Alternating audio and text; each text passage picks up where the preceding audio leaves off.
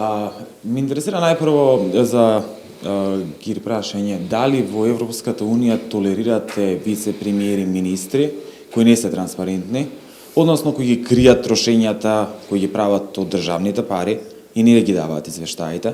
Како постапувате во таков случај и дали вие лично ги криете трошењата кои ги правите, а се треба ги покрие Европската Унија?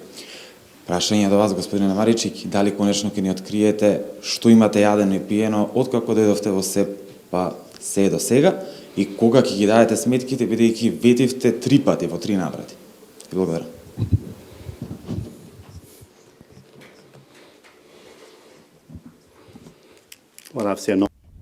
Очигледно дека нема да бидам навлечен во коментирање во такви посебни, всушност финансирањето на јавните финансии всушност е од основните принципи кои што е дел од пристапниот процес и како што напредува самиот процес, разбира дека секогаш ќе има фокус врз доброто финансирање на јавните, врз доброто менеджирање на јавните финансии. Всушност тоа важи за Европската Унија, европските институции и тоа важи за земјите членки на Европската Унија. Секогаш е многу важно да се на ниво на највисоките стандарди. Нема да направам коментар за никаков специфичен случај, меѓутоа само за важноста на менеджирање на јавните финансии. Господин Ландов, на вашето прво барање целосно беше одговорено, инаку немаше да имате материјал за серијал за пишување на таа тема.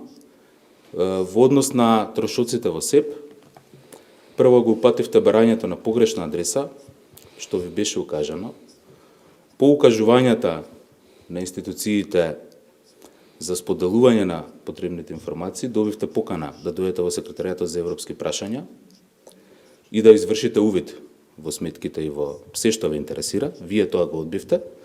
И сега во наредна фаза ќе ви доставиме сево на сите информации кои што ви се потребни, но треба јавноста да знае дека имавте можност да добиете увид во сите документи и дека вие тоа го одбивте. Така што, еве, во следна фаза, институционално, ќе ги решиме сите недоразбирања и мислам дека немаме што да криеме и нашата институција и секоја институција која што сум ја водел редовно доставувала информации и до владениот систем за јавни финансии и до сите медиуми и се она што ги интересира медиумите.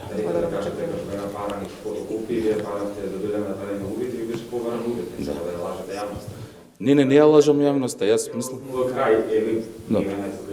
Еве, јас одговорив на прашањето, ако не сте задоволен, може и писмено да ме прашате и ќе ви одговорам, но